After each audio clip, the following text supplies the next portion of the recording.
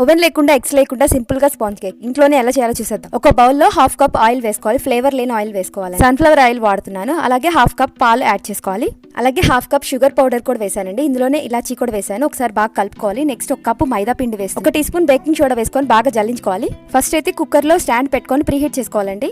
ఇలా మొత్తం యాడ్ చేసిన తర్వాత ఒకే డైరెక్షన్ లో తిప్పాలండి. బాగా కలుపుతూనే ఉండండి. ఒక 2 నిమిషాల పాటు కేక్ బ్యాటర్ లాగా సాఫ్ట్ గా వచ్చే వరకు ఇలా తిప్పుకోవాలి. కింద మొత్తం సమానంగా ఉండే 2 గిన్నెలు తీసుకుంటున్నాను. 1 స్పూన్ ఆయిల్ వేసి మొత్తం స్ప్రెడ్ చేయండి. అలాగే మైదా పిండి కూడా కొద్దిగా 1 స్పూన్ వేసి మొత్తం స్ప్రెడ్ చేయాలి. ఇలా రావాలి. నెక్స్ట్ మనం కలిపి పెట్టుకున్న పేస్ట్ ని సగానికి సగమే వేసుకోవాలండి. ఎందుకంటే పొంగుద్ది కాబట్టి సగమే యాడ్ చేయాలి. ఇలా వేసిన తర్వాత కింద బాగా ట్యాప్ చేయాలండి. ఇప్పుడైతే రెడీ అయిపోయింది. ఈ 2 కుక్కర్ లో పెట్టేసుకొని విజిల్ లేకుండా రబ్బర్ లేకుండా పెట్టుకోవాలి. 5 మినిట్స్ హై ఫ్లేమ్ మీద 15 నిమిషాలు సిమ్ లో పెట్టుకోవాలండి. ఇది కొండి రెడీ అయిపోయింది. మొత్తం చల్లారిపోయిన తర్వాతే తీయాలి.